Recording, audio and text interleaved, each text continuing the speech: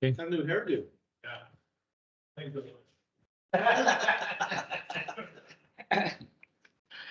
All right, I'd like to call this meeting to order. This is a regular board meeting, Wednesday, February 14th, 2024. Please join me in the pledge. I pledge allegiance to the flag of the United States of America and to the republic for which it stands, one nation, under God, indivisible, with liberty and justice for all.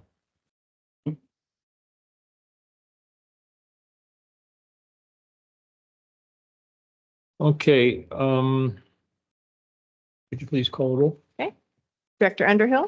Here. Director Ratterman? Here. Director Davidson? Here. Director Cicada? Here. President Thomas? I'm here. All right, item number 2 on the agenda, public comment. At this time, members of the public may address the board on any non-agendized item. The public is encouraged to work through staff to place items on the agenda for board consideration, and no action can be taken on matters not listed on the agenda. The comments are limited to 3 minutes per person. Is there anybody online with their hand up? And I don't see anybody out there. Whoops, is there a noise? Okay, moving on to the consent agenda. We have 1, 2, 3, 4 items. Approval of the minutes of the acceptance. Second. Okay, we have a motion and a second to approve the consent agenda. All in favor, say aye. Aye. Aye. Opposed? Okay, it passes on a 5-0. New business, discussion and action regarding the approval of the Calaveras County Water District Local Hazard Mitigation Plan update.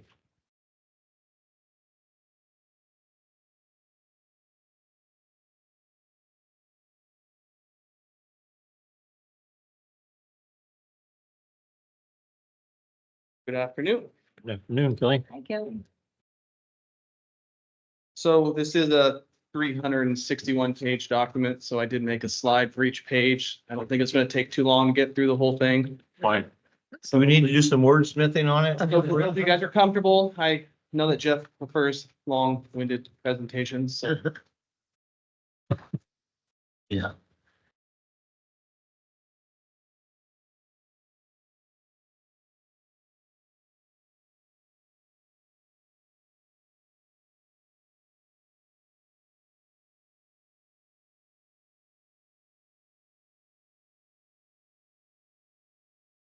So yeah, so here we are today.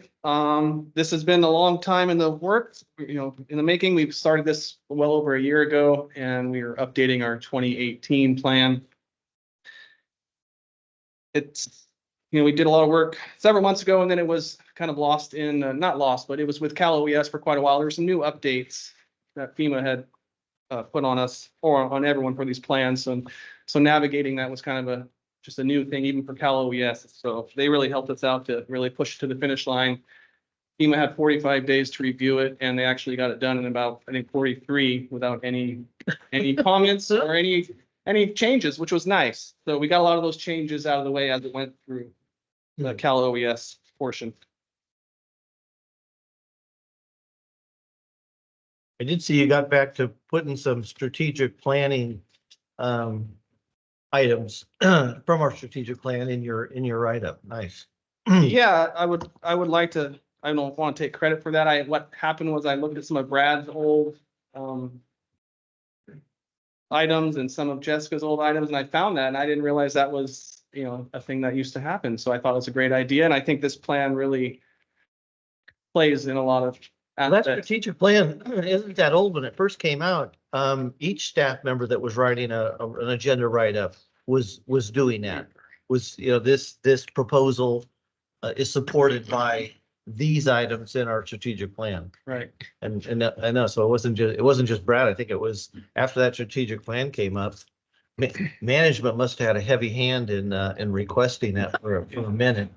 Well, I was looking through some of On the the, way. I was looking through some old documentation, something that wasn't even related, and I happened to come across that, and that's what triggered, that. And then I found out through several folks here that that's how it used to be done by several. Yeah, only for about 8-9 months though. Yeah. But again, luckily, I think this hazard mitigation plan really fits several aspects of the strategic plan. So I think it was a good one to start from myself. So, well, we started very much like the 2018 plan where we had a hazard mitigation planning committee. And that was with a lot of local folks within our organization, but a lot of other organizations to develop this plan. Our plan is a single jurisdiction plan. It's not a multi-jurisdiction plan. Some other folks like Calaveras County, they do a multi-jurisdiction. I believe City of Angels and MSD is part of theirs. And what I was referring to earlier was some of these new regulations that FEMA had. Kelly, can I ask you one quick thing, since you said that they have multi-jurisdictional, and we have our own, what's the benefit of us having our own LHMP instead of being on with the county? We were just talking about that. I mean, I was trying to pin that. Yes, There was a whole list of pros and cons, and I think, I mean, being new to it, I don't know if I can answer that exactly. I think there's probably benefits to being with a multi-jurisdictional, but I think there's also benefits to having it in-house. I think Yeah, the I think- biggest benefit, excuse me, for us is just the efficiency in developing our own plan, but then also working directly with CalOES and FEMA in implementing the plan rather than having to go through Right. other entities as well. But it's something we could revisit. well, I know the cost, like to MSD was 0 and they're in this plan. But MSD is not CCWD with all the, what we have going on, but it might be interesting for the next time before you get into it is to see what the cost is to maintain ours and do ours versus if we jumped in with them, if there's some value in keeping it. Well, I know there's value in keeping our own just because you kind of don't have that middleman, if you will. But depending what the cost is, maybe it's advantageous. I don't know. Yeah, we'll Be- revisit that. Yeah. before the next one. Because with reference to the county, I'm sure, if I remember correctly, it was the fact that they didn't put all of that effort into the mitigation thing, because the breadth of the knowledge was not there on the county a level, little and bit I more don't of a- know what. CCWD focused comprehensive document, I think, rather than being kind of an appendix to a larger document. But yeah, I think it's worth revisiting the trade-offs of that. To see whether or not they've. Well, each plan has to go through the motions like this, whether it's a multi-jurisdictional or standalone plan. So I know the county went through it and had the same representative, the consultant, I believe, as what UWPA used and City of Angels. They have their own separate one. But yeah, I think it's going to come down to a cost, really, if there's a lot of savings going with them, trying to compare the difference, but I do see the value of our own. Who are we Okay. dealing with Can we at the keep county? keep going? Let's keep going, Kelly. It's nobody at the county. This is directly between CCWD and California OES. Right, no, but I'm just, I just wanted to know who was representing the county.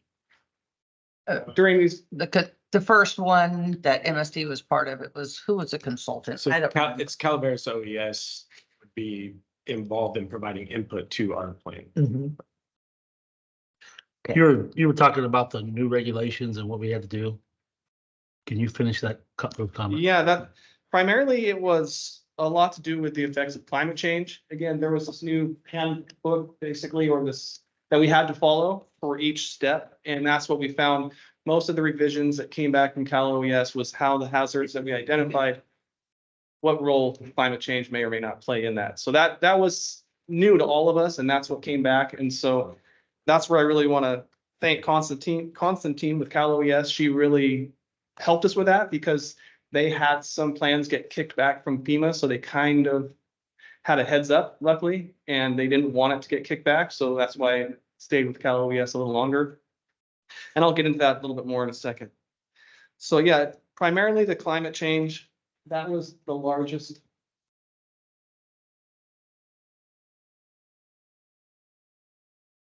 So each hazard item, each hazard profile, we had to basically say what Is climate that, change. is that Hogan Lake there? In the After future, the last ice age, In yes. 10 that's years, what- yeah, that's great. what- perfect. That ought to scare them. And then we also, in this current update, we updated our goals, based on the risk assessment review and the goal setting process. The Hazard Mitigation Planning Committee identified and modified the following 5 goals from our previous local hazard mitigation plan. And, with the goal of providing the direction for reducing future hazard related losses within CCWD's planning area. And so the Hazard Mitigation Committee came up with these new goals. There was 4 in the last plan. They're similar, but again, touching a little bit more on that climate change aspect, which is what we heard FEMA was mainly looking for. I can read each one if you'd like, but I know some people don't like when we just read off slides, so. When you say increased resiliency of water, what do we? I guess I need a definition of resilience. How do we increase it? Well, I mean, I think taking care of our watersheds, I mean, there's a lot, we went to, when we went to that not too long ago, where some of that work that they're doing in the watershed can have higher yields in the reservoirs. I think there's something to be said for that. And again, that's tying back to climate change. And so, So for instance, on some of the goals that have like a short time frame to complete that goal, 1 to 2 years, how are we tracking that? Just, there's only a couple items in the 1 to 2. I was looking at the spreadsheet, and a lot of them are kind of ongoing, long-term. you're right, a But lot. some of the short ones, how do we know that we completed those? Just picture. We went through Checking each the goal, as part of the goals too, there was mitigation actions.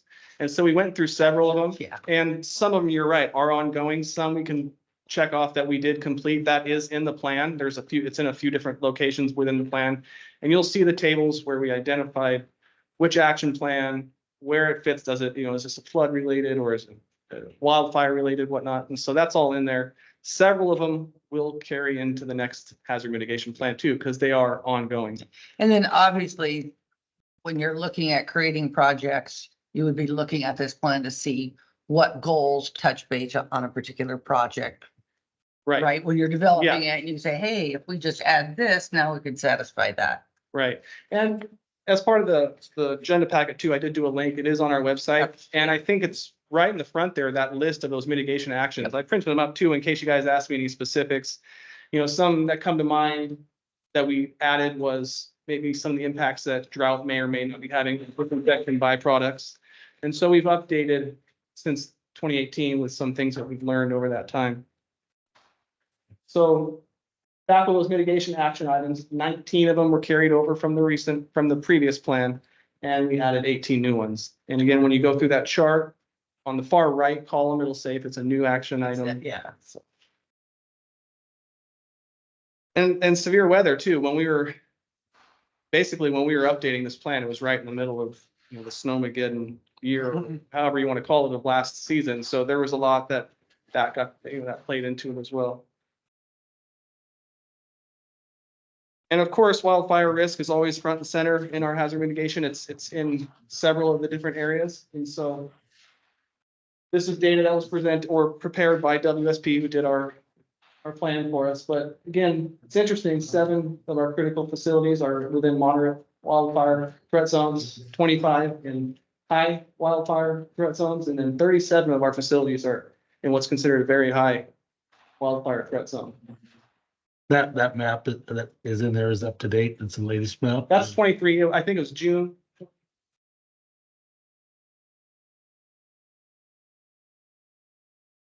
June 23. And so some of the projects that were done from the last hazard mitigation plan, as we know, is the Redwood tank replacement project. That was a FEMA hazard mitigation plan. I think it's a great plan. There's some others in the works too. There's the Hunter's Reservoir intake would be a hazard mitigation. The standby generators that we just got news of about. The Jenny Lind electrical relocation several years ago, that was part of it. So I think it's a great plan, and I'm really glad that we got it updated. Again, it went a little bit later than I would have liked, but that was, I think, just ironing out some of the the new regulations that were put in. Well, I'll make a motion that we adopt the California County Water District Local Hazard Mitigation. I'll second that. Okay, we have a motion and a second in this item. Any public comment? Hey, Rebecca, could you please poll the board on this item? Public Francisco? comment. Oh, Hello? Yep, go ahead. I, Tell Hello? me, go ahead. go ahead, Francisco. Hey, I was looking up goals, SMART goals, et cetera.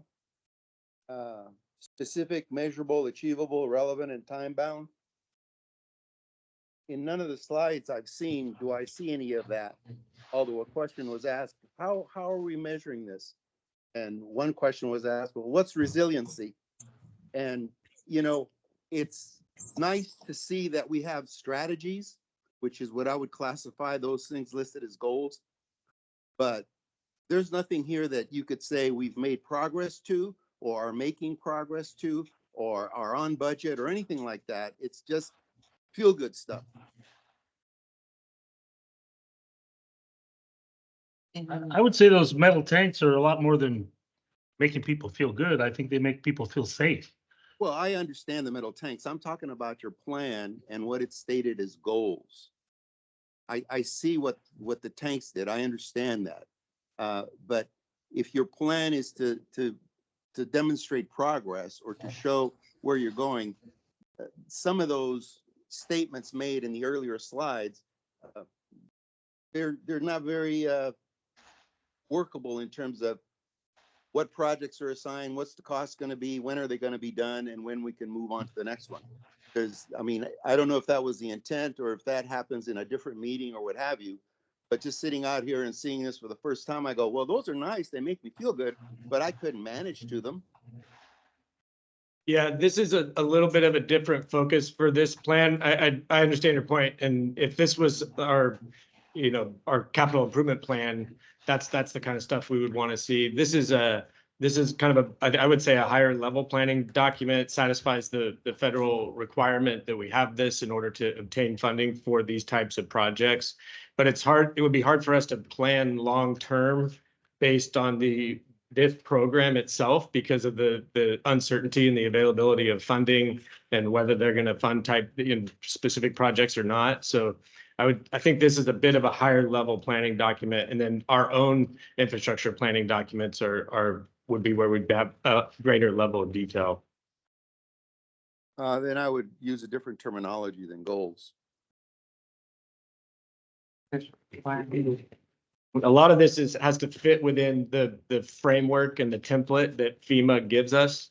And so they have very specific guidelines and a format that we have to follow in order to get this signed off. So Got it. Where do you find that? I did the link. Okay. Can I jump in? Yeah, go ahead. Hey, Francisco, you know, I've got the plan in front of me. Do you have a copy of that full plan? It was on the link in our board packet. And I think when you get, yeah, there's, when you get down to page like 5-17, it says implement and expand fuel ring. So it's kind of giving you what the project is and what the game plan is to achieve that particular goal. So I think it has some of it. And you know, the cost, we don't know. So I think the how to get there is in this. It just may not be that detailed like we're talking about yet. And if, you know, these are mitigations, so we don't have to deal with anything in an event. But if there is something in an event, then we get to apply for funding and complete that project. So, yeah. Not always. We've used the hazard mitigation to prevent events such as the steel Right. tanks, the redwood tanks. I mean, there's funding available. This document is what is required for us to go out and seek FEMA funds to accomplish some of these projects. Exactly, yes. During an emergency. No, Is that right? it doesn't have to be during. Pre and emergency. There, Yes. Free, okay. Exactly. Just in a- So- Yeah, on that page that I referenced, you're starting to list the project descriptions, which might be helpful. Right, and in the mitigation actions, like we were saying earlier, those 38 actions list also if it's ongoing for that particular Right. action, and it gets a little bit more specific. Again, it's a very robust document. There's a lot in there, but it's not really specific to projects. Well, I'm scrolling through the agenda package as you guys were talking, and I haven't found the page that you're referring to. So I'll look it up afterwards, but we can move on. I don't need to hold you guys up. Thanks. Okay, any other public comment? Is that feedback on me? Nope. Somebody else? No hands up? Hands up, don't shoot. Anyway, we have a motion and a second before us. Rebecca, could you please poll the board? Director Underhill, Yes. Director Ratterman, Yes. Director Davidson, Yes. Director Cicada, Yes. President Thomas. Yes. Thank you. Okay, thank you, Kelly. So if you want to tell Francisco, the link is in the agenda. Okay. Here's, Kelly's, He's got the agenda packet. but he couldn't find the link. It's right here. Second page of Kelly's. Francisco, if you're still on, Director Cicada has some instructions for you about how to find that That link. link. If you go to agenda item 4A in the agenda packet, and then on the second page of Kelly's agenda item summary, it has a link where it says final draft LHMP, and you click on that and that'll take you to the full plan. Got it. Top of the page, 2 of 2. Page 36 of 51, draft LHMP 12/13/23. Thank you. Okay. All right, moving on to item 5, 5A report on the January 2024 Operations Department. Damon. Uh-oh. It's got weapons. Good afternoon, directors. So it's quite a comprehensive ops report.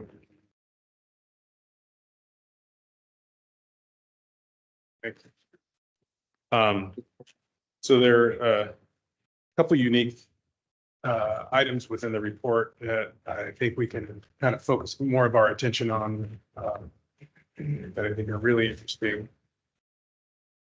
So we'll just jump right in here. Okay, so this is a service line install. So this is new service install in off Milton Road, Rancho Calaveras. You guys have seen these before. You know, we mark the water service line, we put tape, we put wire so we can locate that line in the future.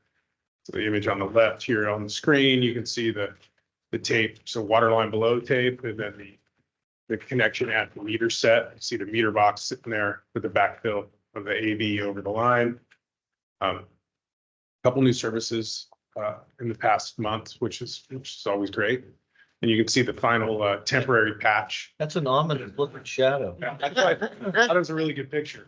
You see the hard hat, but so we'll have conversations about paving and patch paving and temporary paving. So this is oftentimes what is getting final paved. So we might have 5 of these and then 3 by 3 squares all over Rancho Calaveras that we will kind of add up, so to speak, and then we'll call a paving contractor in to come get that work done.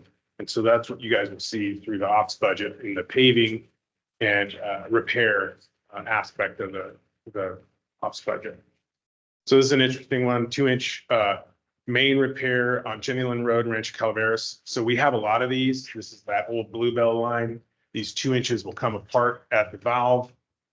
And what'll happen is oftentimes we'll have to shut the bigger water main down to repair the 2-inch main. So if one of the things you're going to hear from staff, if you see them out in the field, is more valves are always better. So if we don't have to shut, 500 people off to fix a 2-inch valve, that's always a benefit to everybody. In this case, we had to shut quite a few people off in order to replace this valve. Kind of hard to see down there in the image on the right with this. I forget what compression coupling, and this image on the right, this Schedule 40 compression coupling just kind of blown off. You can see that connection to the valve there. And then we put a Romac in the image on the right, more of a stronger, more robust connection to the valve.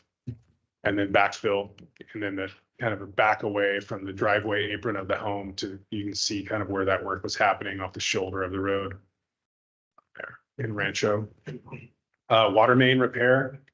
So water mains can do a lot of damage, as we know. So these are some really, I think, compelling pictures that show just kind of what failures can do to the asphalt and to the ground.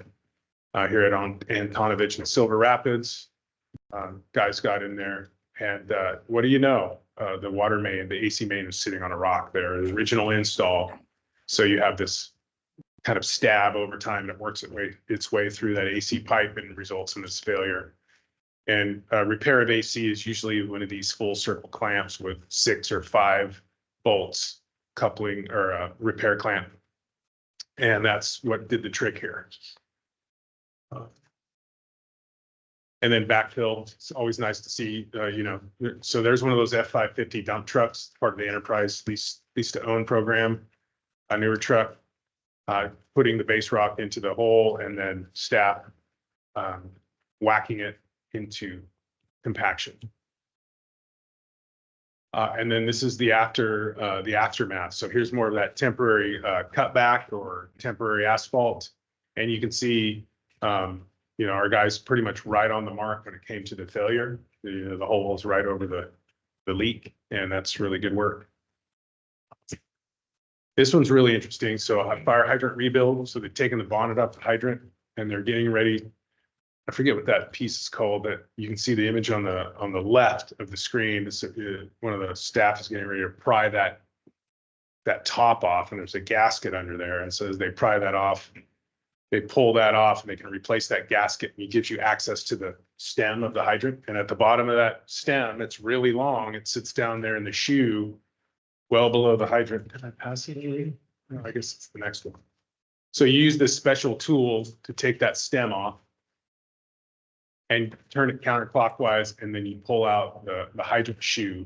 And then oftentimes when you see these leaking hydrants out in the field, and somebody might reach out to you and say, hey, there's water boiling out of the ground in front of the hydrant. Well, it's usually because that image on the right, that ball, that shoe has some sort of obstruction, or it's kind of got a hole that's been scoured through it or on the side of it, and it doesn't seat properly way down below the fire hydrant in the ground in the piping. And so that's what has to be replaced. So that's what the guys are doing here. They dismantle the whole unit, and then they pull that shoe and that stem out. And then there you go. That's the burr or the obstruction or the damage to the seat in the image on the left there. And you see it on the right also. Take that off and replace it. And then flush the whole apparatus before you put everything back together, because you might have broken a little chunk of something or other off in there. How long does it take to take one of those things apart? I mean, it depends on how easy it is to get that valve stem out, but that's a couple hour endeavor. Now, is that just something we do upon a leak, or do we have those hydrants dated and maintenance? So what happens with the fire hydrants, Rancho Calaveras folks are really good. So the Calaveras Consolidated will go out annually and inspect them all, and they'll do a little test, they'll pressure test, they'll clean them, they'll grease them. And then if they find some that are leaking, or we have a list, say a customer called, or we get a customer service work order, we'll usually get a couple together, and then we'll schedule time. And we'll try to knock some out with the construction crew. So I would say it's every 4 to 6 months, we're going to knock some of these out. And we're made aware in a couple different ways, through customer service, through our own guys noticing that there might be an issue out in the field, or through the fire hydrant inspections from the fire department.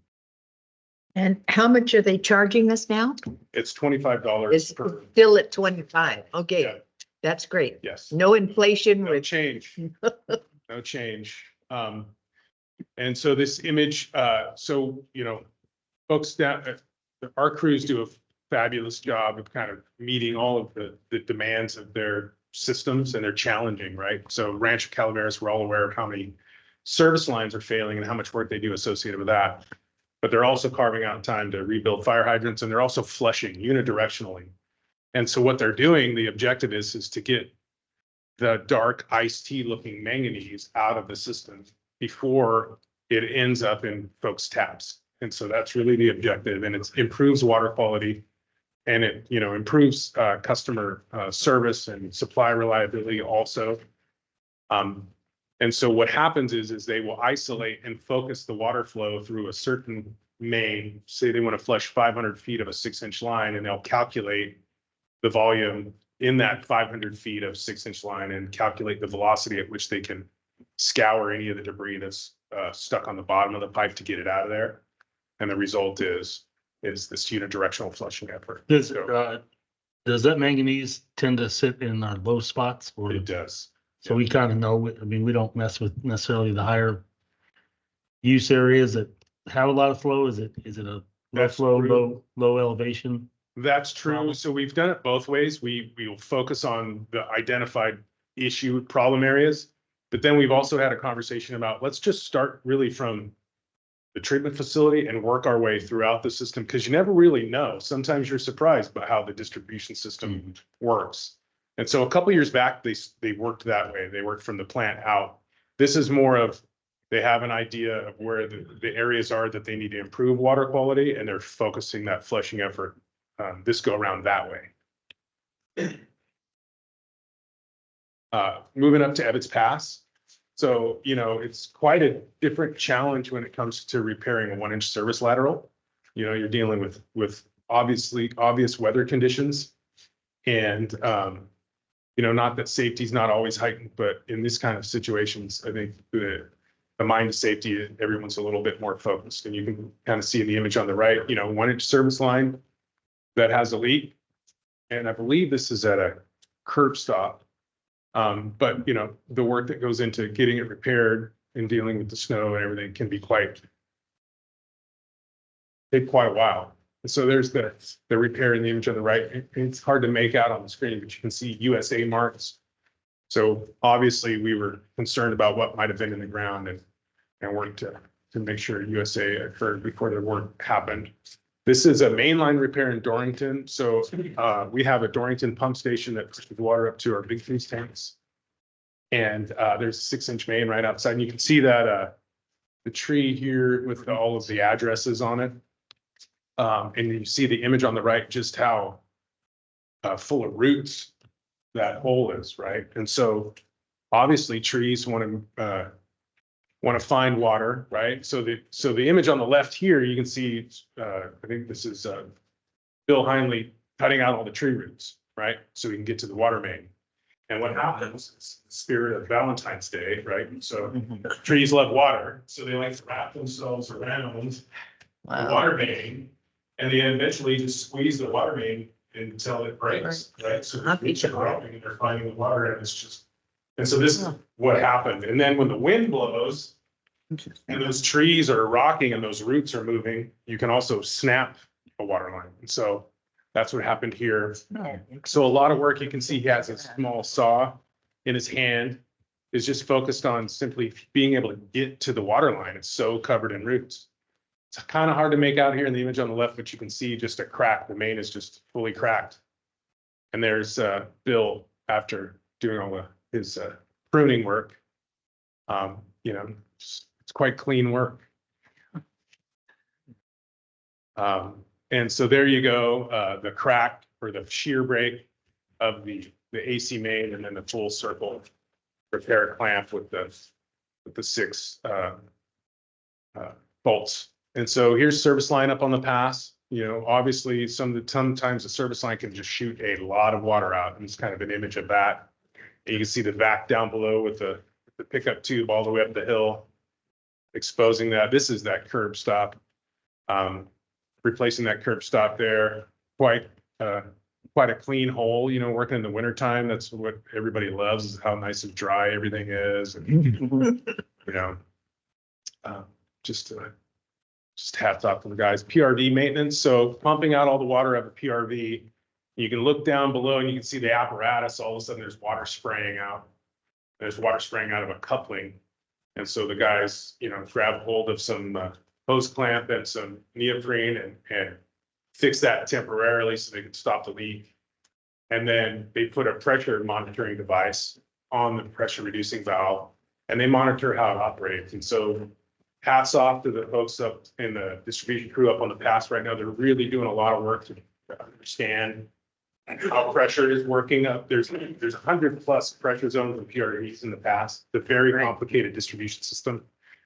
They're really working to understand the system and to make it less scary, frankly, so we can understand how it works. And Are we still maintaining it at 125? Was that so, the The- PRVs? well, it depends. It Oh. depends on how, it really depends on the end user of the PRV. So you're going to adjust that PRV accordingly. So you might send less pressure out and it might be 125 down at the furthest place. The goal would be to send water out that's usable and to not over pressurize. Right, folks right. in I the know Process, right? White Pines had that problem Yeah, where they yeah, had variables. yeah. Uh-huh. I'm sure Kelly has many, many stories, PRV work that's gone on. But they're doing a great job. This is what it looks like when you have to fill the generator at the sawmill. You have to take the side-by-side Polaris with the small fuel tank in the back and climb the mountain to build a sawmill generator. And so we're going to be using that here in the future to fuel trucks How and to many, fuel diesel generators that fuel electric trucks. how many customers are connected to this particular, Sawmill? yeah, Oh, a lot. I would say that's the heartbeat of Arnold in terms of Really? water supply. Yeah. Yeah. I mean, I think it's safe to say half, at least half. Yeah. wow. Yeah, half. So half of the You gotta 6,000 plus do that. up there. Right. Yeah. And Yep. that needs to be replaced. Yeah. The tank is old. The tank, unfortunately. Yeah. So here's an image of another 2-inch repair. So this failure just uncoupled and staff were able to cut out a nice clean section of it's like concrete and then get in there and make a repair. So hats off to them. They do great, nice, clean work. There you go. Working in close quarters, calm.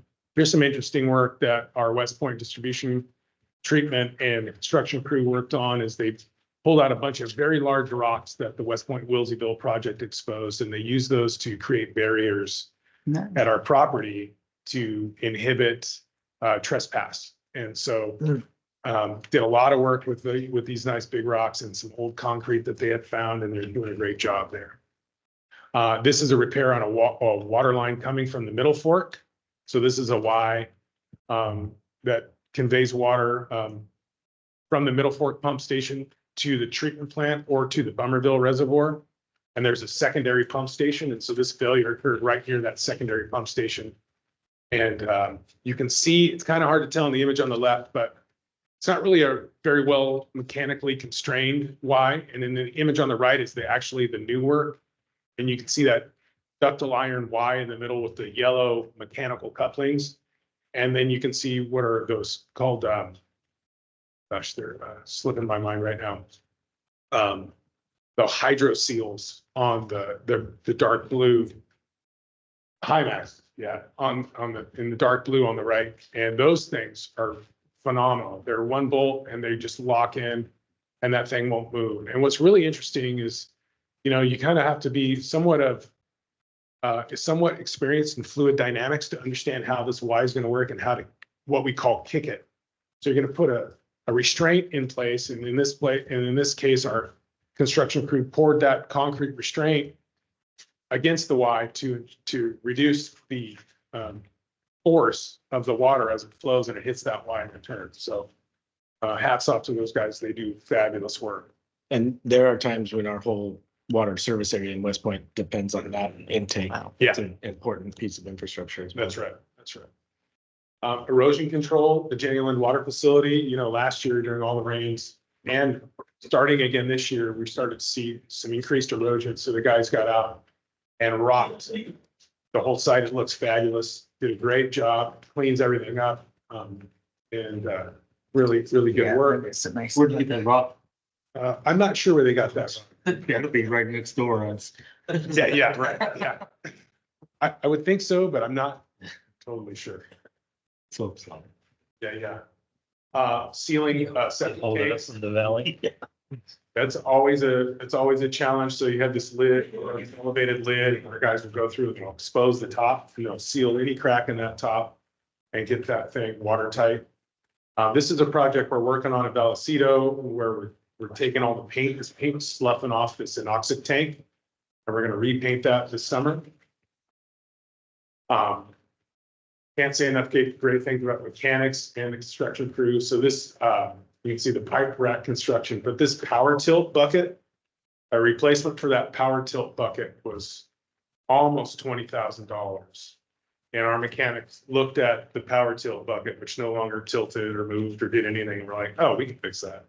And so they fabricated those Wow. black painted parts to put that thing back into service. And that was a huge deal. Nice. Really, really great cost savings for the district. Talented employees, Yeah. for sure. Yeah.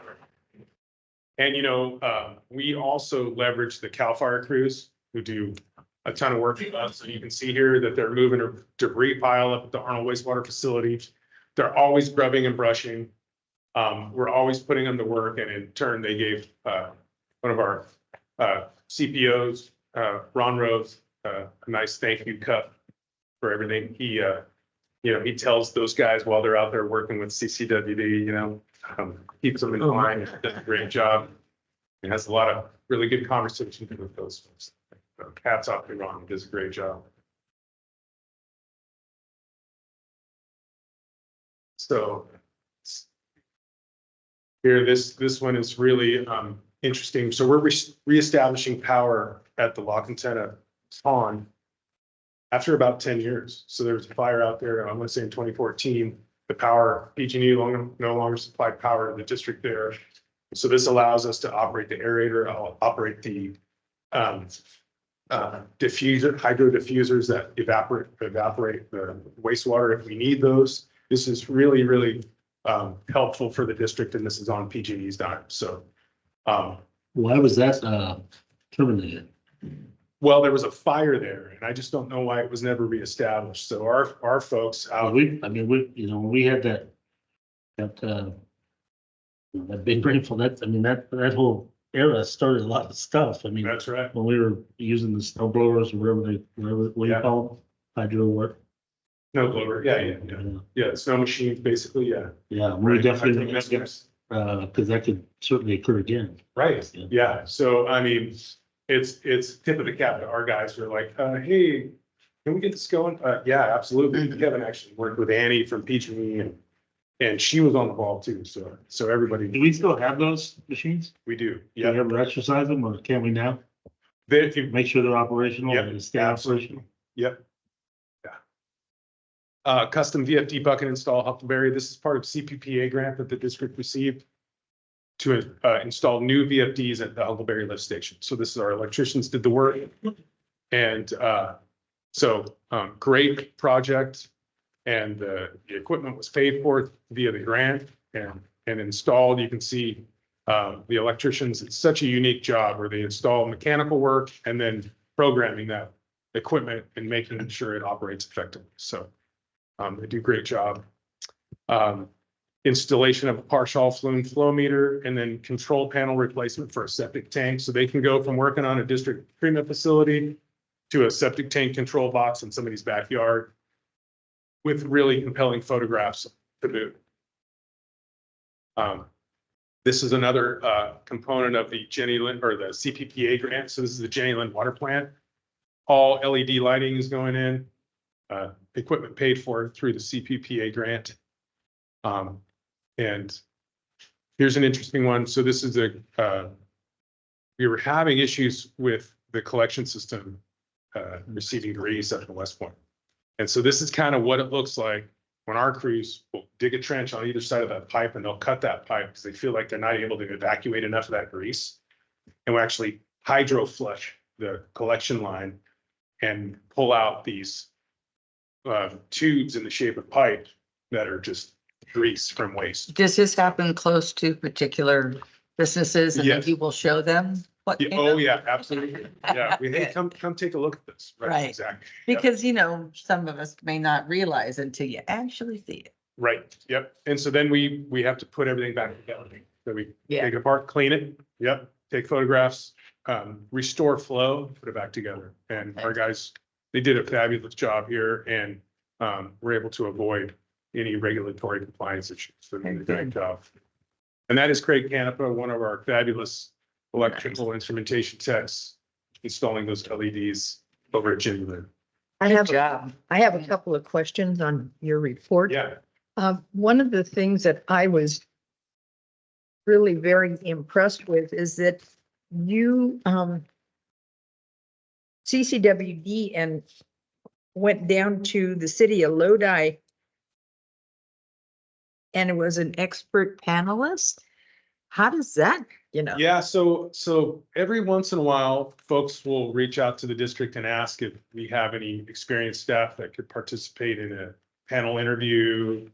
Or there's various things. And that's what in this case, it was an interview for a distribution worker for the city of Lodi. Uh-huh. And the city of Lodi took the approach. It was really actually pretty interesting. It was, sounds like it was all internal candidates. And so there was one city of Lodi representative with HR and a representative from Calaveras County Water District, the city of Dixon, and I believe Merced.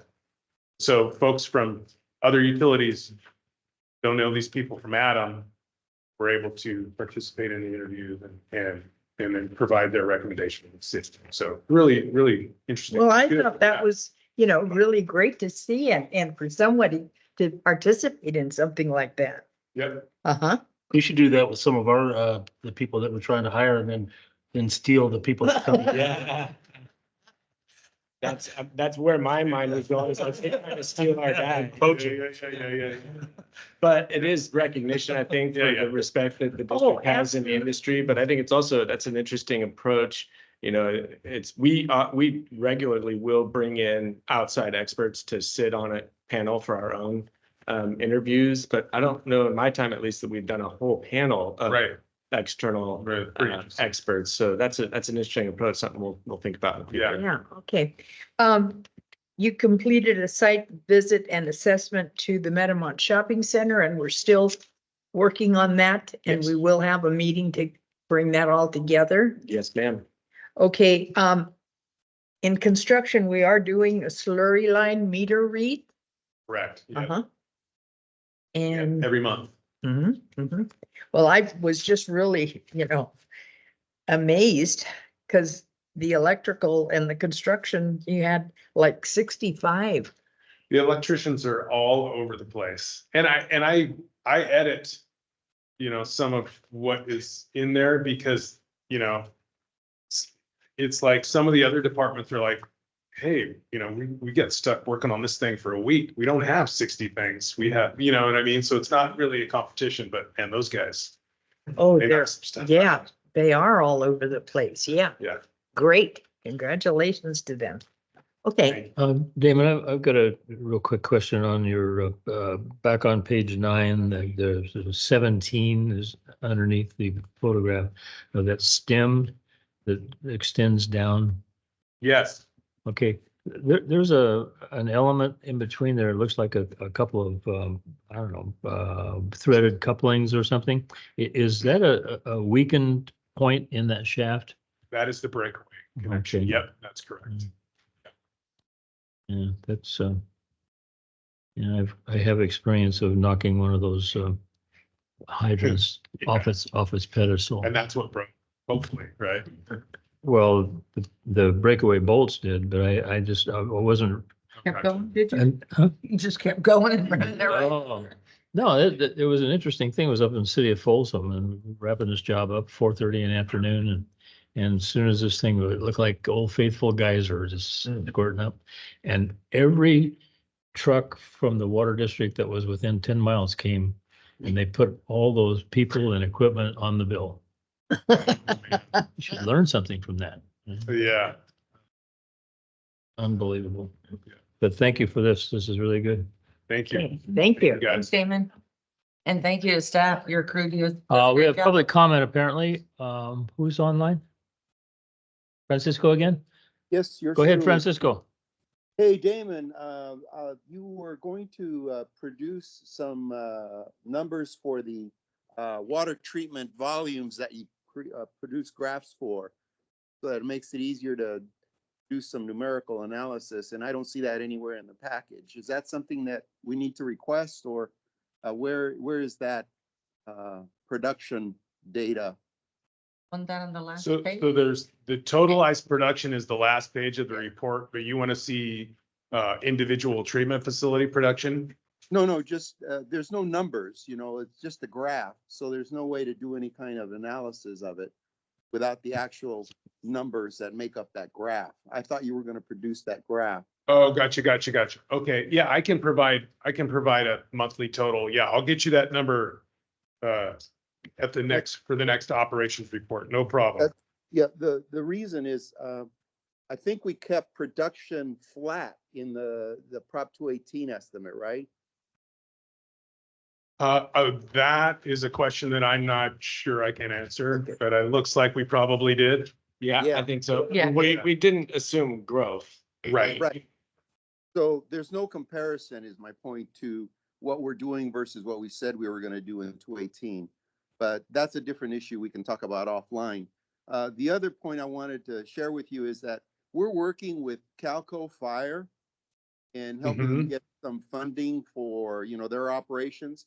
And one of the questions that came up in some of our interactions with some of the residents is the remuneration from CCWD for all the hydrant inspections that Calco does is currently, like you mentioned, $25 hydrant, and we're recommending that be renegotiated. So that's a heads up to you. Gotcha. Because Okay. $25 doesn't cover the fuel it takes to drill one of those suckers out there and back, it seems like. And lastly, on Highway 26, who is responsible for letting you know that the hydrants are 2/3 of the way up with dirt? So that would be the fire marshal Hamry. If there's Okay. an issue with a hydrant, fire marshal Hamry usually reaches out to the district. Okay, I'll talk to Ryan. All right. Okay.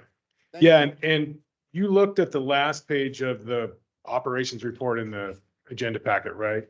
It Right, does all right. depict 2023.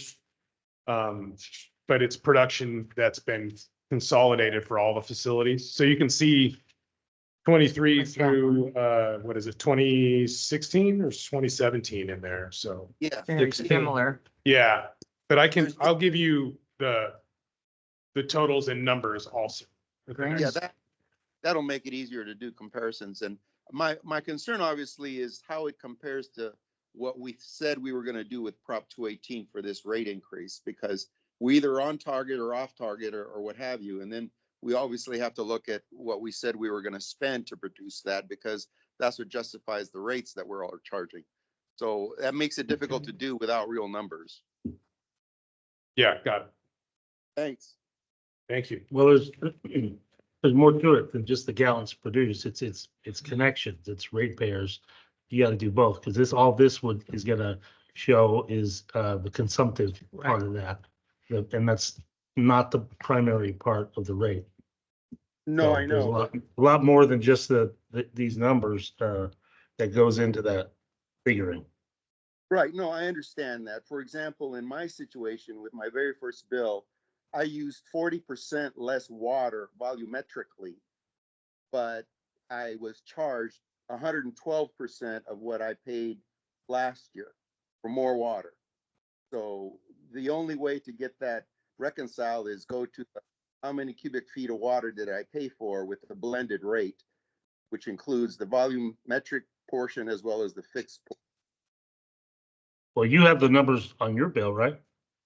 That's how I calculated the amount of water I didn't use and the amount of money I was charged for less water.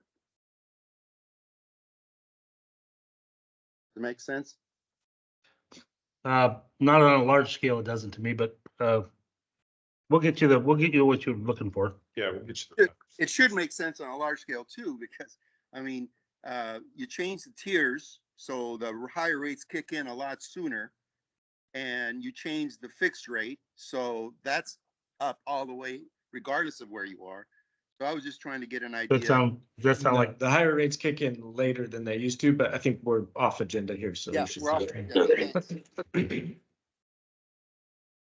Okay, getting back to the agenda, do we have any other comments online? Okay, down to 5B, General Manager's Report. Thank you, Damon. Yeah, Thanks, thank you, Darren. Good afternoon. I'll be brief.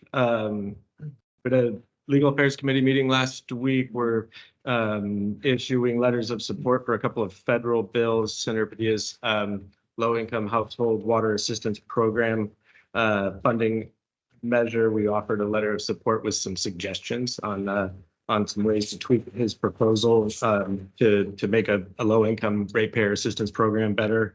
And also Congressman Garamendi is seeking revisions to the renewable fuel standard program that would to allow biomass facilities to receive credit for under the renewable fuel standard, which they don't currently do. And that's something we think could help generate at least a little bit more revenue for biomass, community scale biomass plants like the one we're moving forward in West Point. And they are operating on very thin margins, if at all, right now. So any additional revenue for those projects, I think would be great. The good news last week was the bid opening for the Jenny Lind A to B transmission main. That's a project that's been a long time coming. You all have heard about it on as a part of our capital improvement program for many years. Our engineering team got it out to bid, and the bid result was very positive. I think we had 12 different contractors bid on the project, which is a good sign. We haven't seen that many bid on a project in quite some time. And the apparent low bid, we're still reviewing the bid, but the apparent low bid for the base project came in significantly lower than the engineer's estimate for the project, which was 12.3 million. The apparent low bid, I think, is 9.4 or in that neighborhood. We had a bid an add-on for the service line replacements for that project, and that came in at another 1.4 million. So even with the bid add-on, it still came in lower than the engineer's estimate.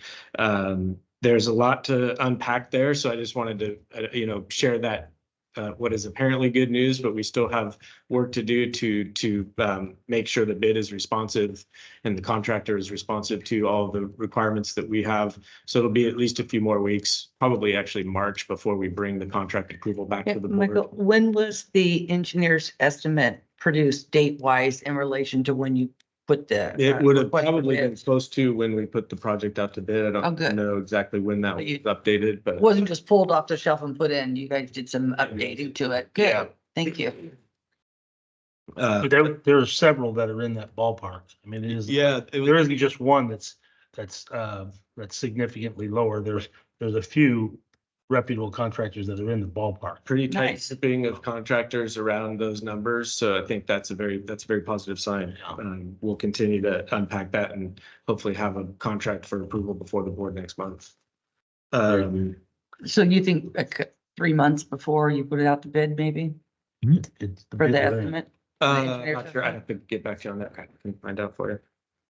We're continuing even with the depleted finance and accounting staff right now, but continuing work on budget development and especially capital improvement program updates that we're prioritizing. We do have a couple of accountants starting at the beginning of March. So that is great. It'll take some time to get them up to speed. And so we're trying to create a training environment for them and get them up to speed as Do quickly. they have experience with Tyler and Springbrook? Some, yeah. And then next week, we've got a camera meeting here. Next Wednesday, I believe it is, with Finance Committee and both of those are next week. We've got one of the agenda items that supposed to be the last. Normally we do the second meeting in January. It's been pushed out a couple of times now just because of staffing issues, but we should by the end of the month. So the second meeting in February have our audit before the board as well as our mid-year budget review. Cameras next week? Yes, next Wednesday. Haven't seen a notice on that. Or I'm not sure if the agenda packet has gone out yet, but it's on the calendar. Wednesday, the 21st. Double check for you.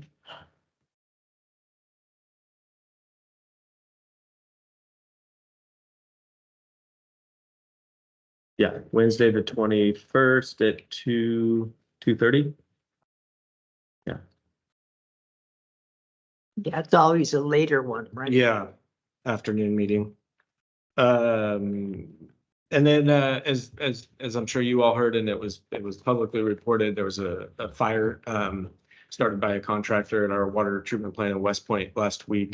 Fortunately, no serious injuries and fairly minimal, damage to property, but we're working through the process right now to make sure that all the damage is properly accounted for and repaired. So, just want to touch on that since it was reported last week, but we're working through that. So, it was quickly contained and put out, and so there was a little bit of damage, and we're working through that process right now. Is the building usable? We're not sure. Weren't they tearing the building down? No, it was The the part pressure of the project where we're just removing the pressure vessel from inside the old building. But the building needs to remain for other reasons. We still have operational infrastructure in that building, and we wanted to use the space from the removal of the pressure vessel. So, no, we still definitely need a building there. So what was the material that caught on fire? The filter media inside the pressure vessel. That's all I have. Excellent report. Any questions of our GM? No. Francisco, do you have your hand up still? Yeah, I'm just wondering why you all haven't talked about the recall effort being a failure. It's not on the agenda. Public comment then. Thanks. Somebody might mention it, but, okay, was there anything else? No, thank you. Okay, starting with, Director, My name is Bertha. well, I Director Bertha. didn't recognize. You don't, I thought you were part of a rock group or something. No, excuse me, so, Scott and I, yeah. yeah. Now you So- put yours on? Underhill, Good ones. go ahead. Okay, well, pretty quiet up the hill. Couple of days Bear has been closed. And I guess due to the high winds. Mm. Just, one day, 1 week and the other. Do you know that, Kelly? Did you hear that? Or was it important to you? So, other than that, Trees. everything's pretty quiet. No, but we took it. Well, I'm sorry, excuse me. No, I said it's pretty Everything's quiet up the Pretty hill. quiet. Okay. All right, Director Ratterman, you have anything? Yeah, tomorrow is the Senator Alvarado Gill is being honored for Legislator of the Year by CSDA, and that's going to be at the EID tomorrow afternoon. 2 p.m. I will be attending our next meeting on the 28th remotely, most likely. I'll be at the Washington DC Aqua Legislative Conference. And then the following week, I'll be attending an A-Group conference in Nashville on behalf of JPIA. So a learning opportunity to learn pooled services and how they work. Attending it's a Sunday, an 8-hour class from 8 to 5 on Sunday starts that conference. Sounds like they're seriously pushing education. You get double time? Yeah. Good. That's all I got. I had nothing to report. Director Me. Sakata?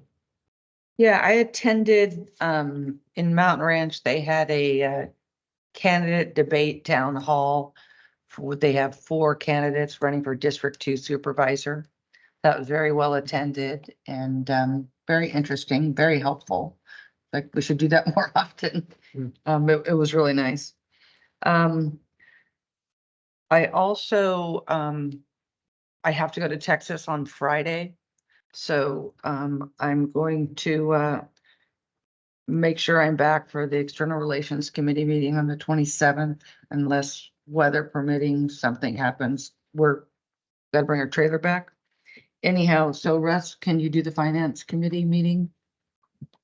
On And then you're Tuesday, to the yeah, next week. Tuesday, the 20th. Yeah. I'll be leaving Friday morning and we're just 3 days get there, load up 2 days, come back 3 days. That's kind of the whirlwind. And I will call in for the finance meeting, but I won't be able to participate. Okay. Yeah, I can do that. Okay, thank you. Okay, does that conclude your Yes, comments? that's it. All right. I just have a quick question about something that we approved earlier, but I want to ask Michael if you could look at that leak adjustment calculation sheet. I'm that we approved on item 3D. In the consent agenda. Yeah. No, just if you could look at it, I just have, do you have the agenda packet in front of you?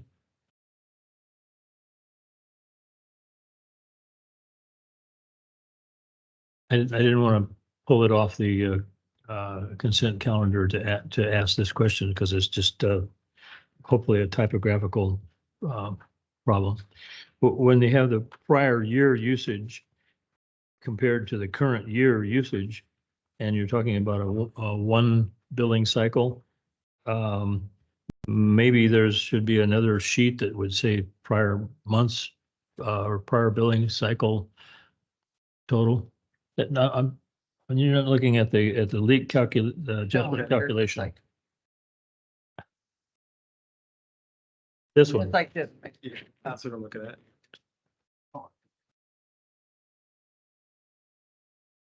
the 1, 2, 3, 4, the fifth item down says prior year usage, cubic feet. Yeah. And then below that, the current year usage. But this is, that's not the amount of cubic feet that they use in a year. That's it would be For in that billing cycle. the prior billing cycle. So, it's not the end of the world, but it just, if it's confusing, director, then it might confuse somebody else. We'll take a look at that. Appreciate you pointing that out.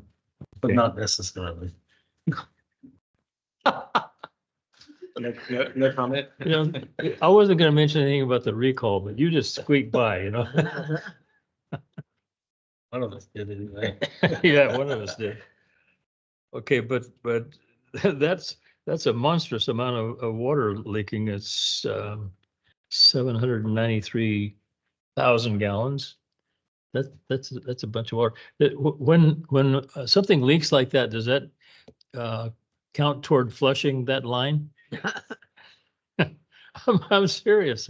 It doesn't go with enough velocity to scour out anything, but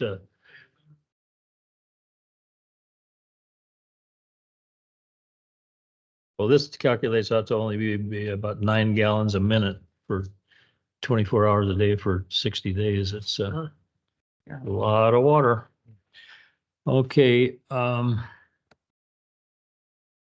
I would like to revisit this comment that came up in January about the ad hoc committee for the looking at the property.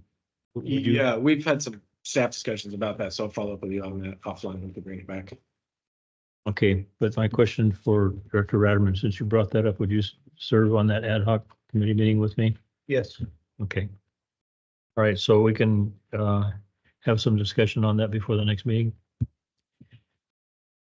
Okay, well, that concludes my comments, and next board meeting is listed for February 28th, 2024, 1 o'clock here in the board meeting room. And then following on March 13th, at same time, same place. And we didn't mention that today is Valentine's Day. Happy Valentine's Day, everybody. And we should have Becca stand up and show her Valentine's Day outfit. That's beautiful. Great. We're going into a closed session now. We have 3 items. Yeah, three items. First one is 8A, a conference with legal counsel, anticipated litigation, significant exposure to litigation pursuant to subdivision D2 of Government Code Section 54956.9. We have two potential cases to discuss. Item 8B, conference with real property negotiators, Government Code 54956.8. This is a property APN number 098-034-010. The address is 477 Bret Hart Drive in Copperopolis. And anyway, we're under negotiation for price and other terms. And then the final item is 8C, Public Employee Performance Evaluation, Government Code 54957 for the general manager. And we will be coming back after the closed session to report any reportable action. Okay, this concludes the regular portion of the meeting, so we'll be back. Did you ask for public comment on the? Oh, no, I didn't. Do it now. Any public comment on the closed session items as listed? Nope. No public comment. Okay, this portion of the meeting is temporarily adjourned.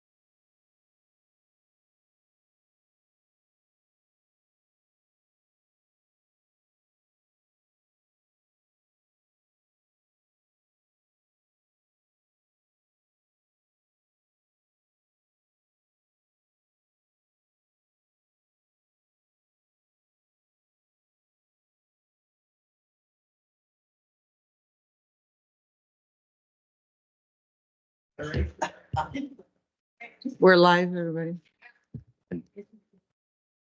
So, did you want me to, there's no reportable action, closed session? Okay, we're back in session and there is no reportable action from the closed session.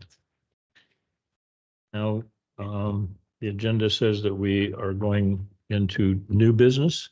I thought that looked odd, but Yeah. So item 10A, we have presented to the board a updated contract for the general manager. The general Mhm. manager's contract expires on Friday. We provided an updated contract, just a few minor changes nothing major, updating the contract. It's been presented to the board and we requested the board take action on that now. Okay, here's the contract.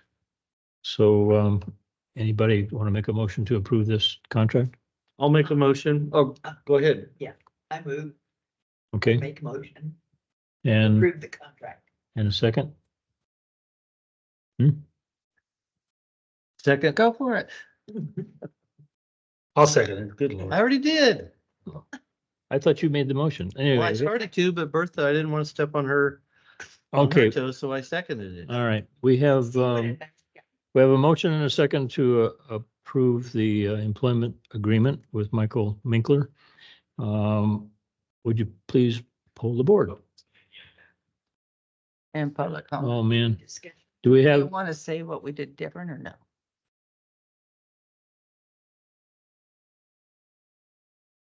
any public comment on this contract? The new contract with Michael Minkler? There is one? Oh, Francisco, I see your hand up. Go ahead.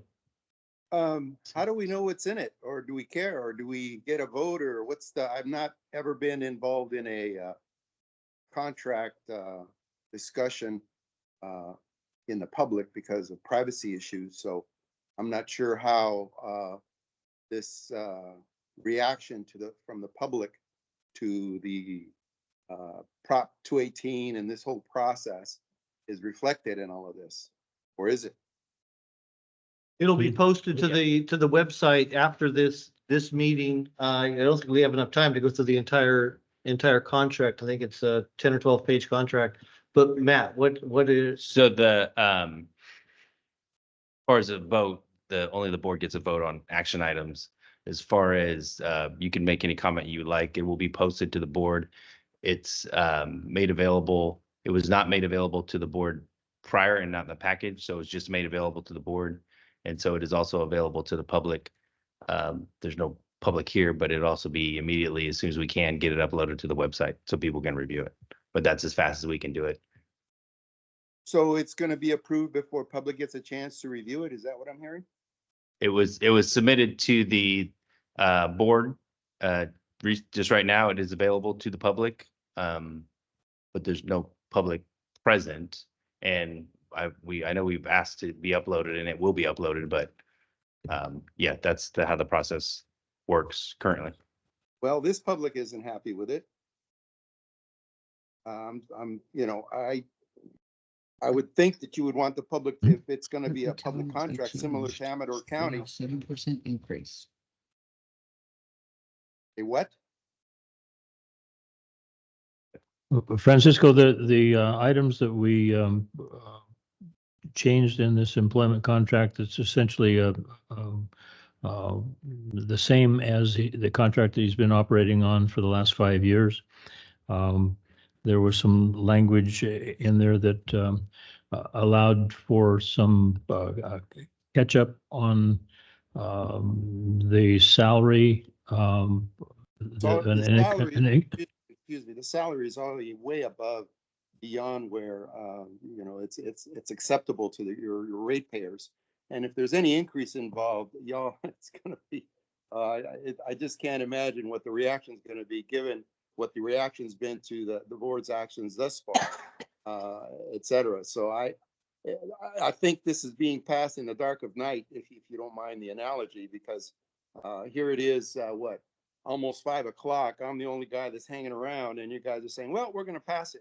I think you might get a different reaction if folks knew up front, a week ahead, that this was what the board was going to vote on. Then they might have chimed in. They may not have, but I have a feeling they would have. So it was on the agenda, sir. And the and contract was not on the agenda. that is correct. Contract was just finalized. And so, but it has been on the agenda. I would highly recommend that you delay, but you can do as you wish, obviously. But it's not going to go over well. I could just sense it. It's like in the dark of night. especially if there's any Well- increases involved. But, you know, I've given you my comments. I'm done. Thank you. Thank you. Okay, thank you for your comments. Any other public comments on this item?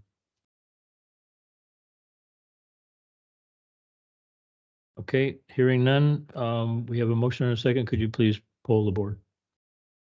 Director Underhill, Yes. Director Ratterman, Yes. Director Davidson. Yes. Director Cicada, Yes. President Thomas. Yes. Okay, so,